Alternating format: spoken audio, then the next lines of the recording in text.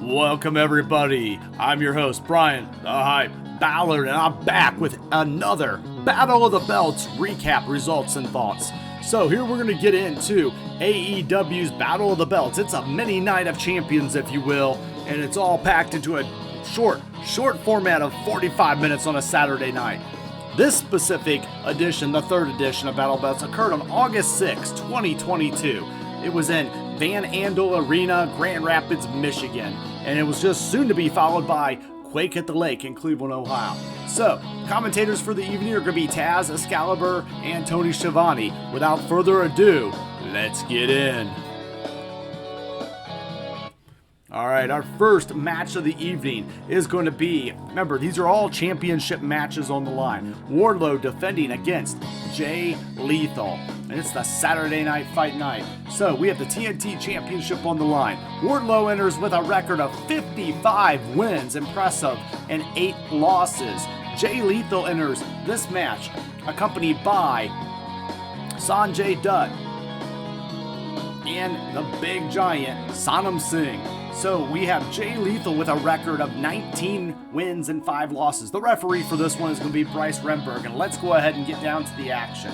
So Lethal with Sanjay Dutt and Sanam Singh is challenging. Wardlow shoves him around to start, and there's a big toss and sends Lethal immediately outside.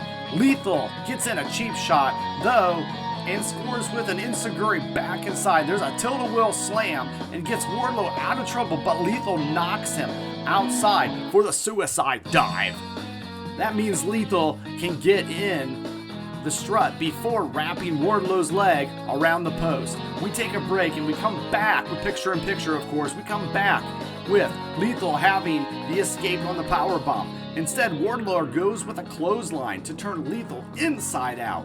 And then the powerbomb retains Wardlow's title with a 1, a 2, and a 3 at the 7-minute and 19-second mark.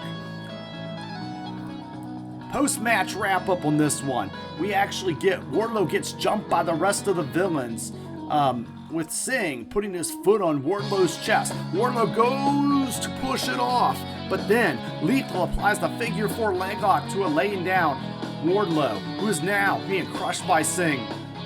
In addition to the figure 4 leg lock, Lethal lets go, so Wardlow fights up and then kicks Singh low. The powerbomb is loaded up, but Lethal makes the save, allowing Singh to choke slam Wardlow right through a table that's dragged into the ring. And then at this point, we take a nice long break in between this and the next match, but it ends with the villains standing tall, even though Wardlow is still your champion.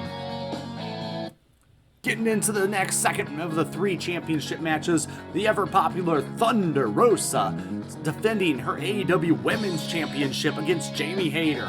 Thunder Rosa enters again with an impressive 59 wins and 10 losses in AEW. Jamie Hayter, newer to the sport, gets a record of 5 wins and 1 loss. And Jamie Hayter is also going to be accompanied by her friends, and most notably, Dr. Britt Baker is going to be accompanying her. But ultimately, on the other side of it, we are going to get Toni Storm, who is going to be in the corner of Thunder Rosa this evening. So this all dates back, to give you a little history, on August 3rd, 2022, episode of Dynamite, after Jamie Hayter, who teamed up with Britt Baker, pinned Toni Storm, who was partnered with AEW Women's Champion Thunder Rosa in a tag match. It was announced that Hayter would face Rosa for the Women's Championship at Battle of the Belts 3, and here it is, the match. Aubrey Edwards is going to be our referee for the evening. So, Hayter with Britt Baker and Rabel is challenging, while Rosa again has Toni Storm with her. Rosa gets in fast with Baker and Reba, and then being rather pleased at ringside. Some choking in the corner keeps Rosa in trouble, but she knocks Hayter to the outside. and there's a whip into the barricade, a really strong whip, and then it cuts Rosa off, and she's back with the DDT on the floor. Baker grabs the title belt though, and the distraction lets Hayter knock her off the top for a crash. We take a break, picture in picture, and then we come back with Rosa catching Hayter on the top, but getting dropped with a brain buster. Baker and Storm get in a fight on the floor with Storm hitting a tornado DDT. The distraction lets Rosa grab a roll-up for a 1 and a 2, but nothing there. Followed by another roll-up. 1, 2, 3, and Thunder Rosa retains her title at the 11-minute and 28-second mark. Also having Toni Storm at her side to fend off any post-match attacks. Not a bad little quick women's match. I feel like we just got in and out with these matches here because we were building up to the main event. And honestly, I want to tell you guys, speaking of building up, we're building up our staff over there at fansofprowrestling.com. You go over there and check us out. We got all kinds of great circle of podcasts and some of the best in the IWC just going in. And it's really a community of positive friends out there. So shout out to everybody, my tag teammates over there. Carlos, Will, Heather, John, you guys all know who you are. Let's get right into the main event for the All Elite Ring of Honor Championships in this one. We got Claudio Castagnoli, also known as Cesaro, as the champion, coming in with a 3-0 record. And also we have Konosuke Takeshita. Takeshita has a record of 9 wins and 5 losses in AEW. He's got a little more experience there. And the referee for this one's going to be Paul Turner. But let's give you a little bit of history. On the June 29th, 2022 episode of Rampage, it was announced that Ring of Honor champion Claudio Castagnoli would make his first defense at the Battle of the Belts 3 in a match against Takeshita. So, Castagnoli is going to be a newer champion in his first title defense. Castagnoli is defending, and William Regal is on commentary for this one as the Blackpool Combat Club is present, but not interfered. Neither can hit a hard shot to start, and it starts off on an early standoff. Takeshita is taken down for a test of strength, and Castagnoli monkey flips him over, meaning it's time for a handshake. A hip toss takes Castagnoli down for a change, but a running shoulder puts Takeshita down instead. Castagnoli gets knocked to the outside where he avoids a slingshot dive. Back in, we get Castagnoli plants him for 2 as we take a break. Back in with Takeshita hitting the middle rope, Hurricane Rana, and knocking off Castagnoli outside. Setting up the big flip dive. They get back in with Castagnoli, catching him with the rope with a gut-wrench suplex for a 1 and a 2. Setting up the giant swing. We get the giant swing time going round and round and round, all up and down. And then Takeshita catches him with a running boot later in the match in the corner with a blue thunder bomb. And he gets a 1 and a 2. A turnbuckle DDT sets up a frog splash for a 2 more on Castagnoli, who elbows him out of the air. There's a crossface by Castagnoli, which is countered with a roll-up to give Takeshita a 1 and a 2 count. And he hits the clothesline for the same. A running knee, then later into the brainbuster, gets another near fall on Castagnoli, who blocks a powerbomb. Back up and a double stomp on the ribs, and we're set up with the Ricola bomb. But Takeshita reverses it for a Hurricane Rana for a 1 and a 2. So close. But what we're getting at now is the Death Valley Driver drops Takeshita through its hammer and anvil elbows to rock Takeshita again. And the Ricola bomb hits for the 1, the 2, and the 3 at the 19 minutes and 52-second mark.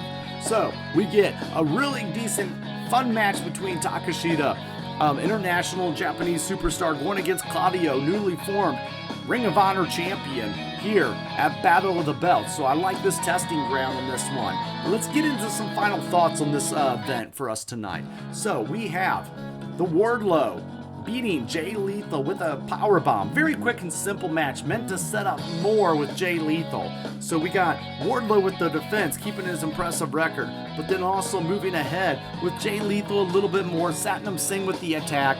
So we can't help but think that maybe we'll move on at this point in time to see Wardlow get some help. Quick, effective match, didn't outstay its welcome, as I like to say. Thunder Rosa versus Jamie Hayter. She beat Jamie Hayter with a roll-up pin. A lot of help at ringside on this one. However, I will say, a nice little match between the two. I see why you guys like Thunder Rosa. But you know what? You can tell Jamie Hayter had a lot going for her in this matchup. She is going to be a future main event champion, as she is today. And then finally in the main event, we got Claudio Castagnoli, the new Ring of Honor champion, over Konosuke Takeshita with the Rico La Bomb. And I tell you what, this was a good back and blend of styles between the two men. You got Castagnoli used to wrestling all around the world in all these different countries, speaking all these languages that he can. But then in Japan, you got Takeshita coming over to have a little bit of a battle of the belt opportunity with his Ring of Honor title. Even though he came up short, it was a great display for both men. And to me, Claudio versus Takeshita probably was the match of the night. Nice little balance back and forth. Their styles went really well in this one. So I must say, I actually thoroughly enjoyed it. And this was definitely the highlight for me. So guys, what was the highlight for you? Comment down below and let me know which of these. And again, do you like these Battle of the Belts series? I know they're meant to be Clash of the Champions, right? But AEW, and it's supposed to give you a snack and not the whole kitchen. But ultimately, I think it does give you a little bit of a taste. So, that's everything I got for you guys. I want to say thank you again. And always remember, like, share, subscribe. But it's not goodbye around here. It never is. It's just game over.